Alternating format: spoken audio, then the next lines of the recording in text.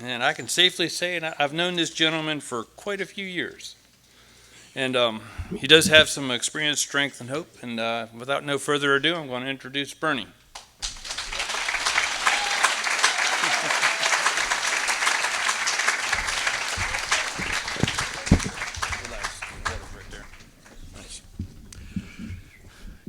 Good morning. My name is Bernie Carrick. I'm an alcoholic. Can you hear me okay? I just found out that this podium is on wheels. If I get a little too close, it's because I'm upside down in the front row. I was considering telling an amusing tale, and I'm not sure that I should do that because they tend to be somewhat inappropriate. However, with your laughter encouragement, I think I shall persist. Is anybody in here with less than 1 year sober? God bless you. God bless you.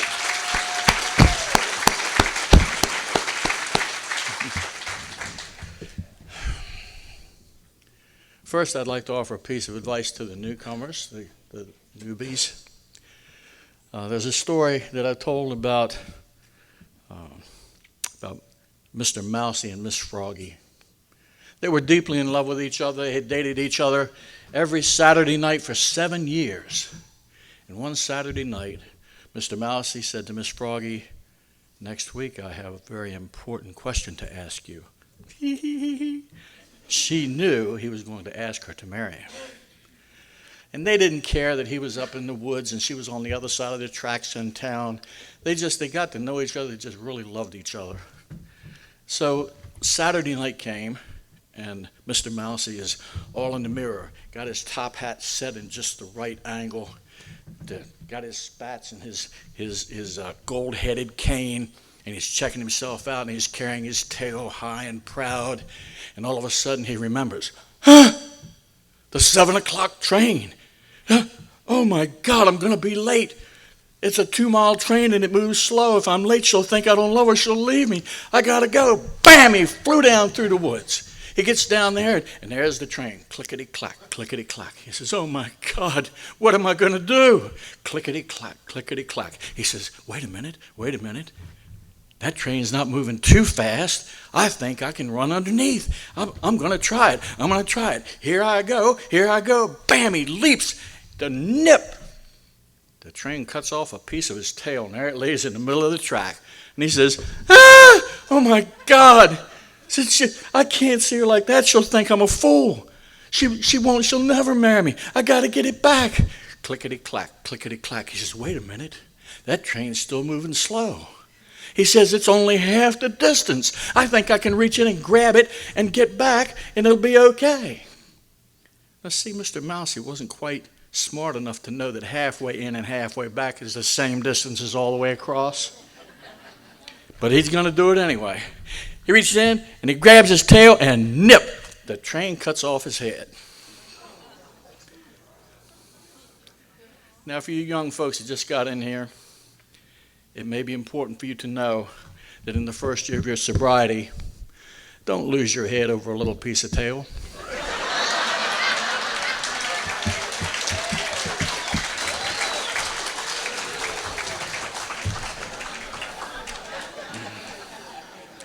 Now, normally I tell these stories just to make a point. And the other point I have for the newcomers involves James the butler. James lived and buttled in this multi-million-dollar mansion. And the owner had planes and airports and golf courses and buildings. And he also had a very beautiful 26-year-old wife. So one night, the old man and his beautiful 26-year-old wife come down the 10-foot wide, winding Italian marble staircase. And at the bottom, he sees James the butler.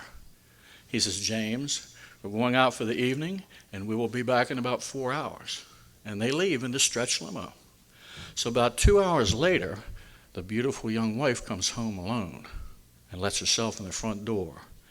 and she sees James standing there at the foot of the stairs, and she looks at him. She says, "James, come up to my room." And he does. She says, "James, close the door." And he does. She says, "James, take off my dress."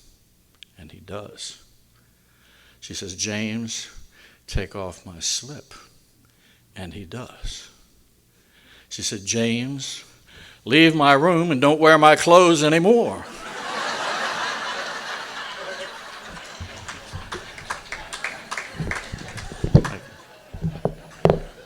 See, newcomers, they come in, they have the wrong idea about what we're trying to do here. Okay, so I use those stories just to give them a heads up, because we're not a glum lot. We're going to have some fun. We're going to hear some stuff make sense to us, and it's going to change our lives in ways that we really, really want. So let me tell you my story. I'm going to start early. I was born in my family, in my town, in my state, in my country, as a white man, not a black woman, because God had a purpose for me, and I didn't know it at the time. I started growing up, and there was a lot of violence in my family. There was alcoholism. My grandfather died at age 57, drank too much and died. There was incest in my family. There was violence in my family. My dad beat me 3 or 4 days a week, almost to death, every week, every week, every week. My mother preferred my brother. I was fat. I was nearsighted. Life was not good to me at that point. And the day came when I was about 4 years old. And growing up, I didn't know, I found out later, that my mother was Protestant and my father was Catholic. And she said, "I'll marry you, but my children will not be raised Catholic." So he agreed with that, and they got married. So I grew up not going to church. I didn't even know what church was, didn't know what it was about. So at age 4, for some unknown reason, I got up by myself and dressed myself and walked 6 blocks to a church. And I'd never been in a church in my life. That was the first time. And I walked in and I saw kids in a room, and they were a little older than me. And so I went in and I sat down. And the Sunday school teacher looked at me and she said, "Honey," said, "this room is for kids 6 and 7. Are you 6? And I said, "Yes, I'm 6. So she let me stay. And I stayed and stayed and stayed. The whole neighborhood went nuts. They thought I had been kidnapped. And after 3 hours, they finally found me, and they went and told my dad. My dad came and got me, and he took me by the hand, and he walked me home. And when he got me home, he said to me, "Son, why did you do that?" Please pay close attention. Out of my 4-year-old mouth fell these words: "I wanted to be in my Father's house." And I didn't even know what that meant then. But God needed me to say that because years hence it would save my life. So things went on, and I went to school, and I got bullied, and I got picked on, and I had to change schools. And in 4th grade, the teacher sat me down this close to the blackboard, and she taught me how to read, because the blackboard was as close as the front row. I couldn't see that far. She taught me how to read in the 4th grade. Then I couldn't see, and my mom and dad had divorced, and when they got married again, we moved from Richmond, Virginia to Falls Church, Virginia. And in the interim, I had no medical care whatsoever. My teeth were extremely bad, a lot of tooth pain. I picked up a sofa and threw it across the room into a wall and ran after it, head first into a concrete wall, and knocked myself out to get away from the pain.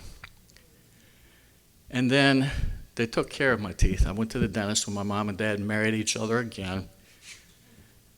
Went to the dentist, and then I went to the eye doctor, and I got glasses. And when I put the glasses on, I said, oh, God. I could see the colors were just screaming at me. And I could see a block away. And I couldn't believe just what it was about. And I picked up a book. And the first book I picked up was the dictionary. And I read every entry until the end of the book. And I fell in love with words. And I fell in love with reading. And things went on, and my mind, my heart was hungry for knowledge. And so I studied. And I really worked hard at schoolwork. And it got to the point that when I was in 9th grade, that the other kids were so slow and so far behind me, I would fall asleep in class. And we're taking French. And so the teacher would call and wake me up, and she would ask me something, and she would ask me to introduce myself, and I would say, très bon, je suis enchanté de faire votre connaissance. Je m'appelle Bernard Carrick, à votre service. And she said I spoke French like a Parisian. And I'm thinking, okay. I couldn't stay in school. It was moving too slow. So I walked away, and I got a job. And then some years later, I took a GED and scored in the top 3% in the nation. And then years later, my daughter took her GED and scored in the top 1% in the nation. Boy, was I ticked. This little slip of a girl was smarter than her old man. What's that about? I see women hide stuff like that. She probably never told her husband that she was smarter than him. Now, ladies, please pay attention. It is a woman's responsibility to raise up her man the way he's supposed to be raised up. Because men know television, beer, and sex, and that's it.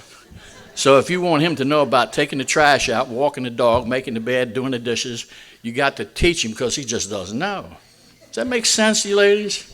No? Okay, all right. So anyhow, the day came that I was in 6th grade, and I was walking to school, and all of a sudden, there she was, the most beautiful creature I'd ever seen in my life, a 1956 Ford Sunliner convertible.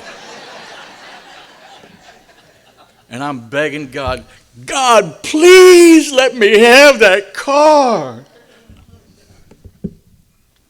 7 years later, here she comes. And my mom said, you know that car you always wanted? It's down half a block down the street, and it's for sale for only $500. What? Went down and looked. The only difference was now she had a 1957 T-Bird engine in her, and she would do 140 miles an hour, which I proved on several occasions. That freed me, and then I started drinking. And I had a friend of mine, and my friend knew the owner of a package goods store. So we could go to the back door and order a case and a couple bottles and hide them in the car and just go on off. And this went on for some days and stuff. We decided, we should probably take some girls with us. Tell you how that happened. I wanted to see how fast the car would go, and I had the top down. So I'm running a 4-mile straight stretch, pedal to the metal, and all of a sudden, the vacuum sucked the back seat up and hit me in the back of the head. I thought I was being carjacked. There was nobody there. I said, we got to have some girls. So we sat a girl on either side of a number 10 wash tub filled with beer, and these were beautiful girls. Whew. All we had to do was just pop the top and give us a beer. We didn't talk to them. We didn't hug them, kiss them, nothing. We just drove around all weekend. Went down to Ocean City, Maryland. Went to Ocean City, New Jersey. Went to Washington, D.C. Drove down to Richmond. We just drove all over, and all the girls had to do was look pretty and hand us a beer. Nothing wrong with that. We were having fun until the judge got involved. But I'm a little ahead of myself.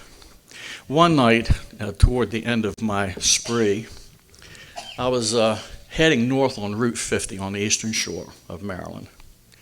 And about a mile ahead of me, there was a black pickup truck, and it said Ford across the back. And I'm doing 140 miles an hour, drunk as a skunk, and my buddy's in the front seat. And it occurred to me, you know something, that pickup truck might drift into my lane. I better slow down. So I slowed down to about 110. And as I passed this vehicle, I noticed it didn't say Ford on the back. It said State Trooper. So, of course, he pulled me over. Now, this irritated my co-partner over here, and he, when we stopped, he tried to open the door. He wanted to fist fight this State Trooper. So when he tried to get out, he fell, rolled down in the ditch, cigarette went flying. He's crawling up out of the ditch. He gets up, he stands up, and he starts to talk, and the cigarette shoots out of his mouth, rolls under the car. He's trying to crawl under the car to get his cigarette, and all the while the trooper's up there talking to me. And he's saying, "Son, have you been drinking?" I said, "Yes, sir." He said, "How many did you have?" "2." We all know that answer. Hold on to your seats. I don't want you falling out of them. This was in July of 1962, and he said to me, "Son, go home and don't do this anymore." And that was the only time a police officer has ever let me go for anything. Whew.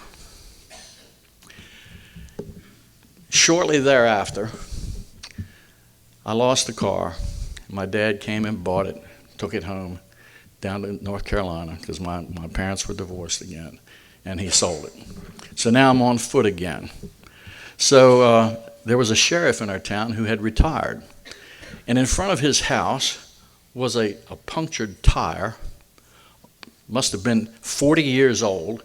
And so just playing like kids do, I'm a 17, 18-year-old kid, we're playing. I just rolled the tire, kicked the tire, rolled it down the street 2 blocks, and I left it there, and I'm walking 12 miles into town, into Cambridge. They arrested me for stealing his tire. You believe that?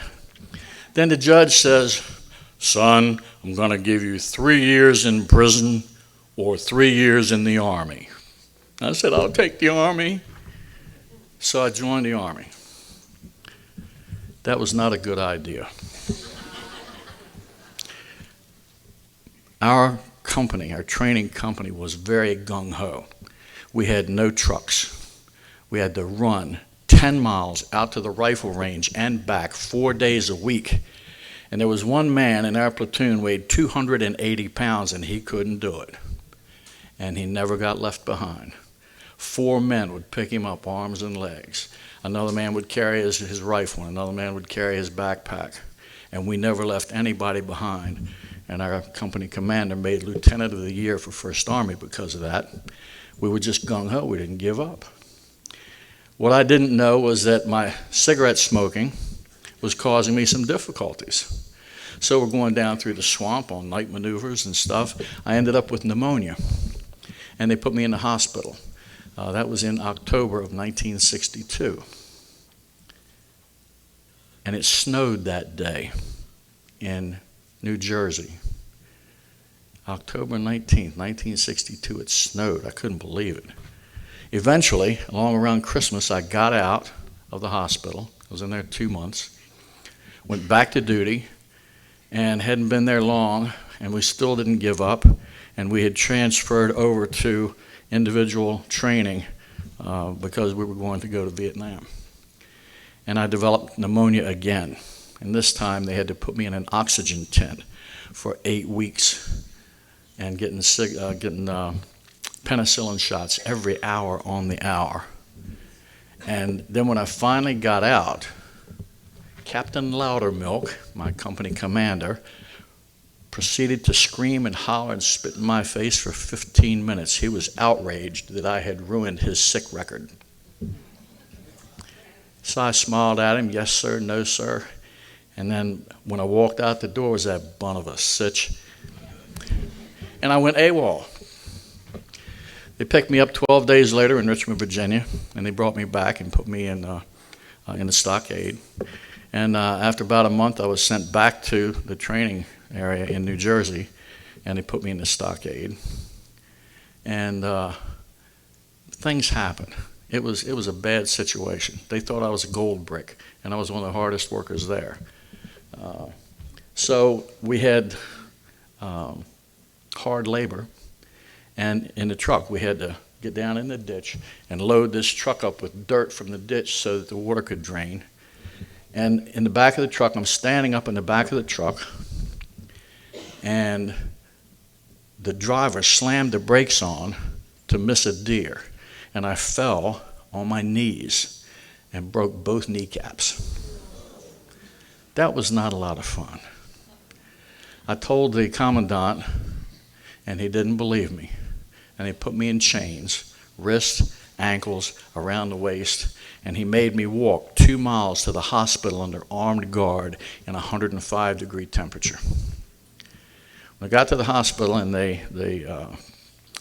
x-rayed my kneecaps and found out both of them were broken, the doctors went nuts. The commandant ultimately was demoted and removed from that position.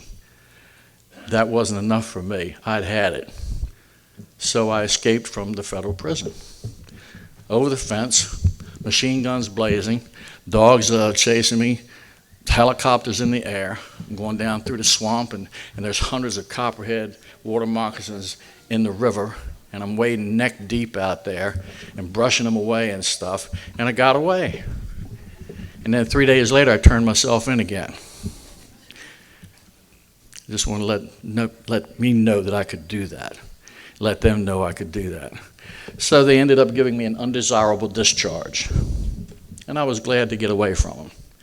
I went back down to the Eastern Shore, and I picked up drinking where I had left off, and it drove me nuts. I met this girl, and she was a really nice girl, and I had known her 3 weeks when we got married. November 13th, 1963. Okay. It was on a Friday, Friday the 13th. There were 13 people at the wedding. We lived 13 blocks from our apartment. I gave the preacher $13. We went to a bar, drank 13 beers, and the marriage lasted 13 weeks. That's my life. You feel me? Okay. All right. I ended up going to Baltimore, and things got better in Baltimore. They got a little different, and I was 19 years old, very muscular, very handsome, and I got recruited to be a nudist photographer for International Nudist Sun magazine. So I had to recruit the young ladies and the young men, and every weekend we'd go out on the Chesapeake Bay with a congressman or a senator in a 47-foot yacht, and my drinking and drugging got really good to the point that I forgot to take pictures and they fired me. What is wrong with my life?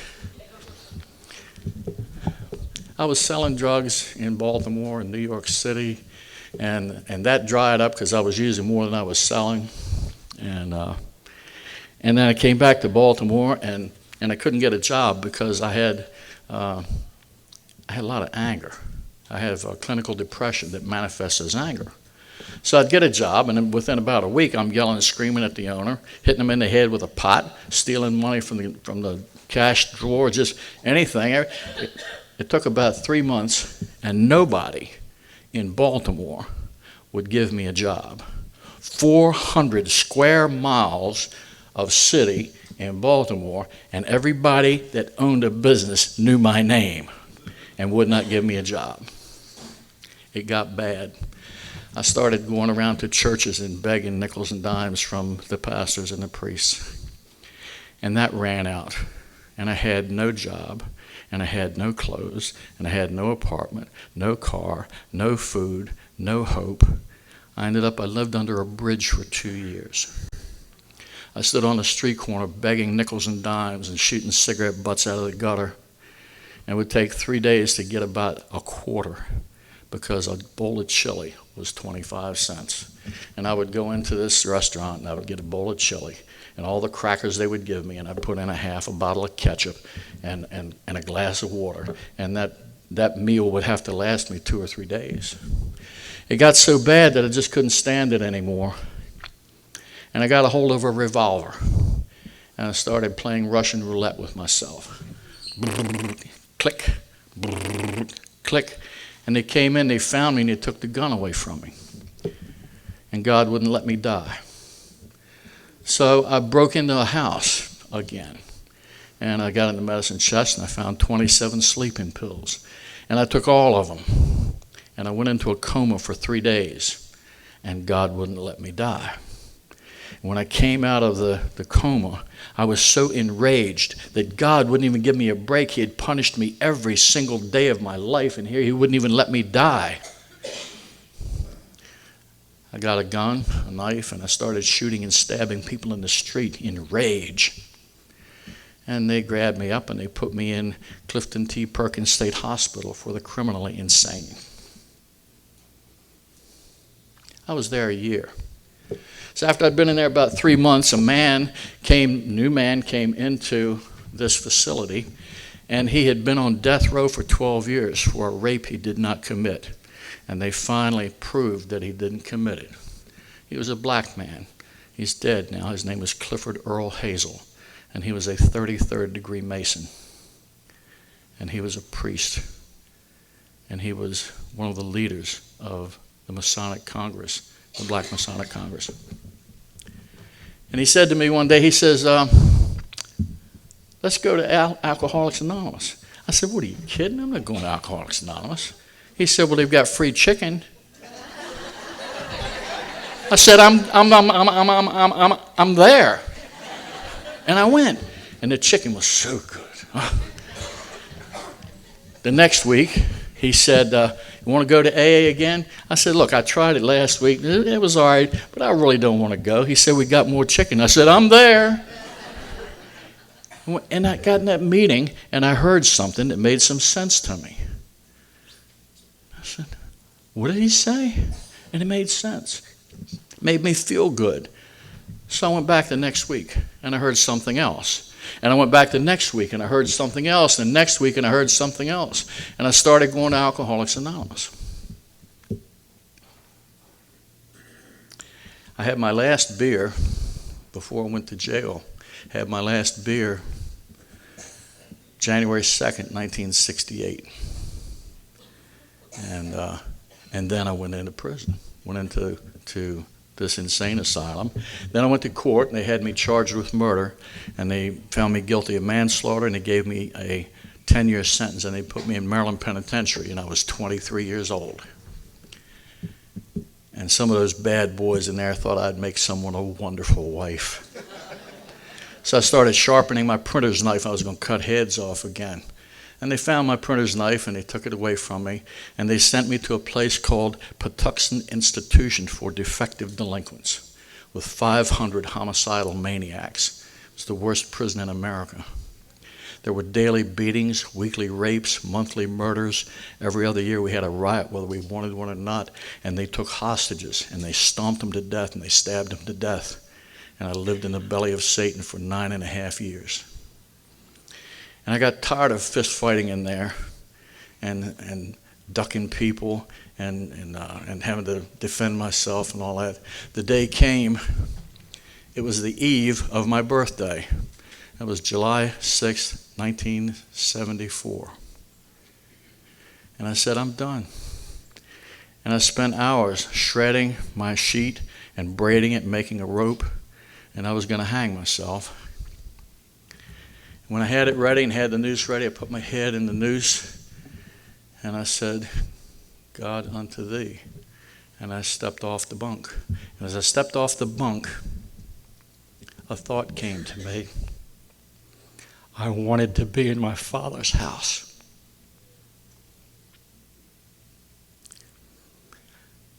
That was a long time later, but that was what saved me. Somehow I found myself on my knees, crying out on my bitterness and hopelessness and powerlessness, and just again and again and again saying, God help me, God help me. When the sun came up, I had one day to live again. And that day, on my birthday, July 7th, 1974, I got a card from my mother. And the card said, do you, in your sinful pride, think that sin of yours to be so great that God's loving kindness is not greater? And it made sense to me. And my mother and the God of my misunderstanding loved me enough to save me one more time.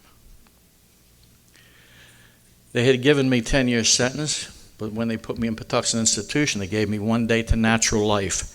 That's illegal. It's called double jeopardy. And finally, the state recognized that at the federal government's insistence, and they changed that law. And on July 1st, 1977, they released me and 39 other men. And I went down to live with my brother, and I was down in the country for a week, and I said, I cannot stand it. What, I'm going to stand there and watch corn grow? I hitchhiked back into Baltimore on my birthday, July 7th, 1977, 7777. Half the state of Maryland played that number 777, and it hit and broke the bank. That night, I went to a meeting that I'd never been to before. That was my first day back in Baltimore. Went to the meeting, and when I opened the door, there was a woman standing there talking, and I looked at her, and my eyes bugged out of my head, and I couldn't blink, and I couldn't move, and I couldn't breathe. And she looked like she had stepped out of a magazine.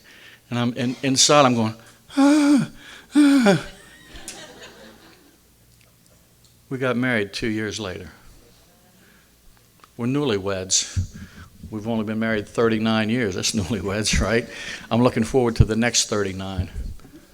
And we've had a lot of problems. But we've had some successes too. One of which is that I've continued to stay in Alcoholics Anonymous. So the day came, I'm going to back up a little bit and just let you know where I came from with everything that I was doing.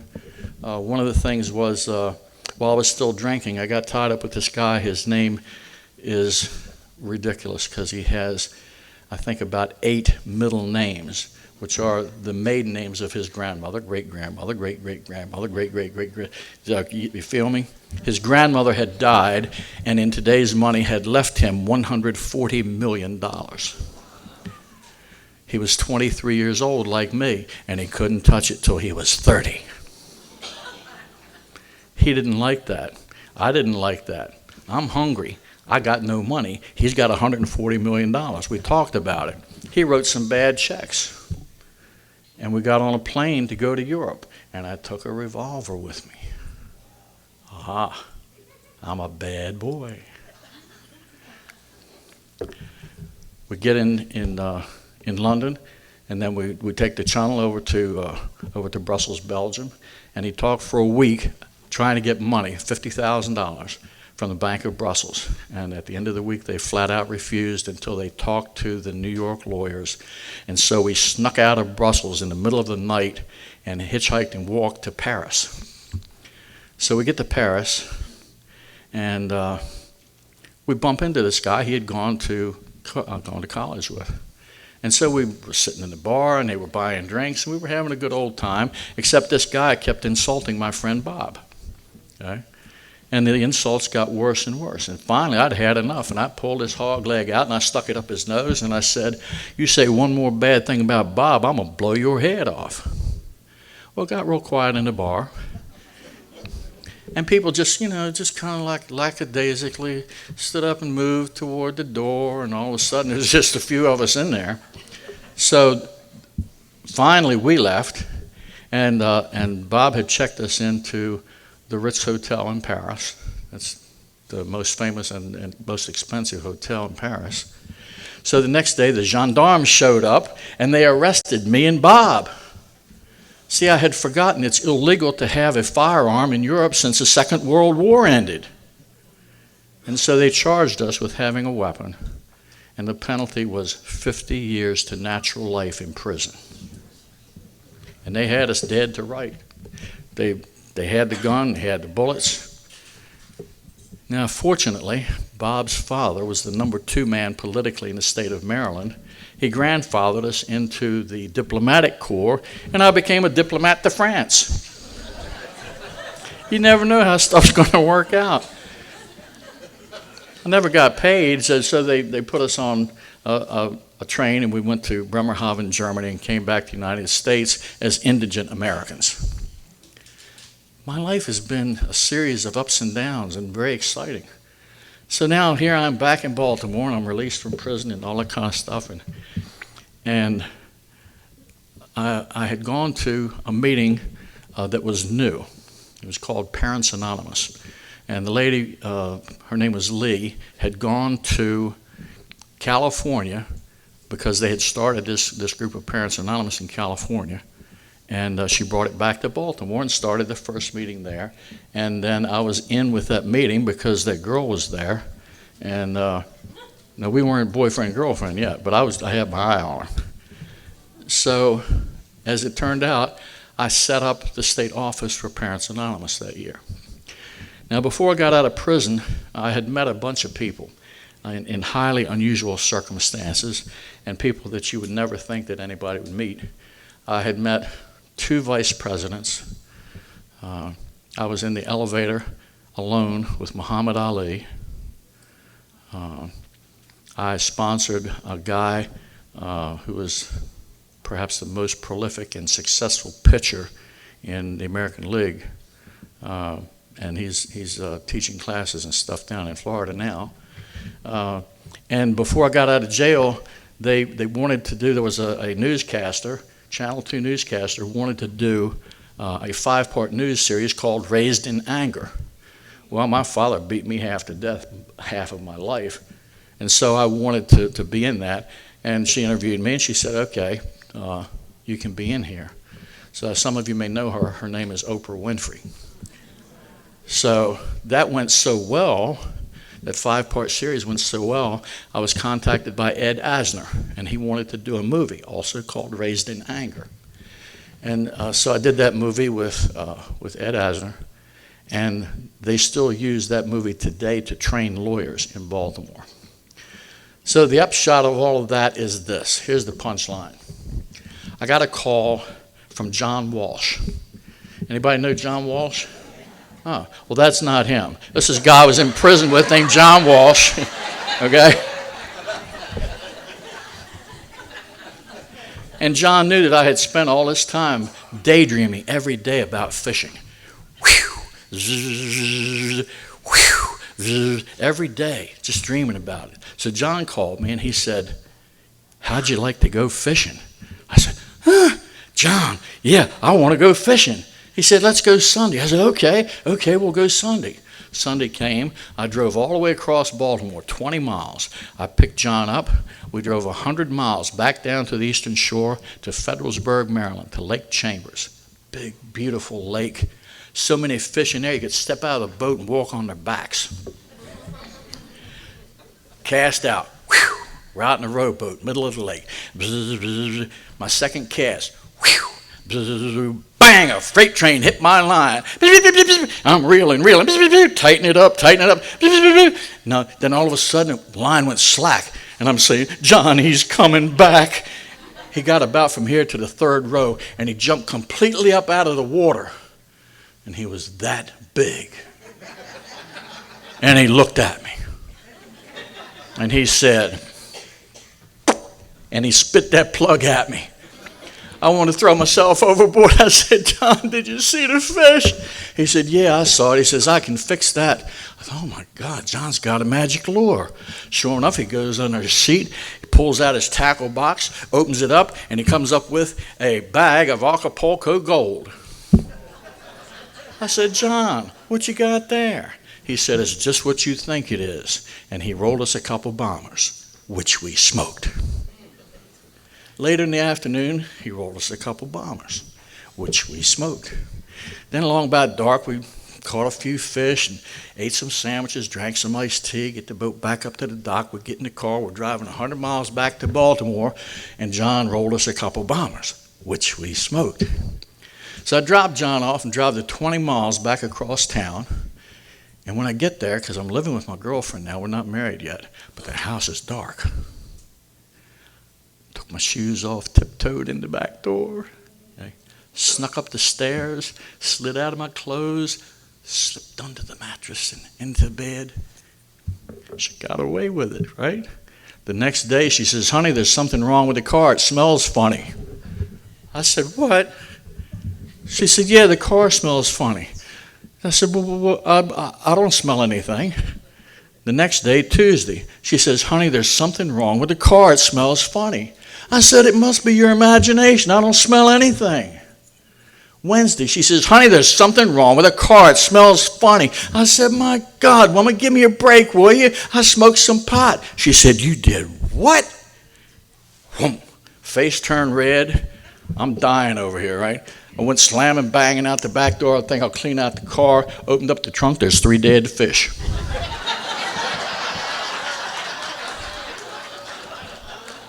Told on myself I did. It took me 12 years to get honest. And I went to my home group and I said, look, I didn't drink, but I was high. And I don't have 22 years sober. I've only got 12 years sober. And they liked me anyway, and they let me stay. Now, I'm telling you, I've had an up and down ride in Alcoholics Anonymous, up and down ride in my life. And Alcoholics Anonymous has not only saved my life, it's given me a life worth living. And I started to pay attention to it, really pay attention to it. And I can't learn everything. I'm going to tell you a lie. I counted every one of the things that AA has to teach us, 814,792 things to teach us, and I can't remember all of them, okay? And so I decided newcomers aren't going to learn all of them either. So I just need to say one thing that sticks in their head, okay? When newcomers come in, what do they want? They want hope. They want to think, maybe this can work for me. So I tell them, you want to feel better? Every man and woman on earth wants to feel better. That's why we do what we do. You say, yeah, I want to feel better. I said, when you try to help somebody else, you will feel better. And when you try to help them, you will stay sober. And I hope you don't believe it. They said, what? I said, I hope you don't believe it. I hope you have to prove it to yourself. And guys would just come back again and again. Man, that worked. What else do you know? Well, you have to give it away to keep it. You have to surrender to win. What are you talking about? That's crazy. That's stupid. That's backwards. Of course it's backwards. And then I'd explain it to them, and it made sense. And it started to dawn on me, if it doesn't make sense to you, you can't use it. If it doesn't make sense, you're not going to use it. It's going to sound like gibberish. So I had to go with piece by piece by piece to share what I was finding out about Alcoholics Anonymous. And I came to learn some things. I believe that every man and woman on earth wants one thing. They want to feel better. That's why we do what we do. Every man and woman on earth is angry at one thing, our feelings of powerlessness. We're not angry if we win. Every man and woman on earth does the best that they can right now. And every man and woman on earth has no idea how important they are. I'm going to tell you something about you that you may not even realize. You know what you did. You knew all the lying, cheating, thieving, stealing, all the stuff that you did wrong. And there's resentment, and there's blame, and there's shame. And because of your personal experiences, you tend to think somewhat less of yourself. When the honest truth is this, you absolutely have no idea how precious you really are. But God knows. and so do I. That's the message. That's the message of Alcoholics Anonymous. It's not just that you can get better. It's the fact that God loves you, and he always did. So let me ask you a question. Why do you think God gave you free will?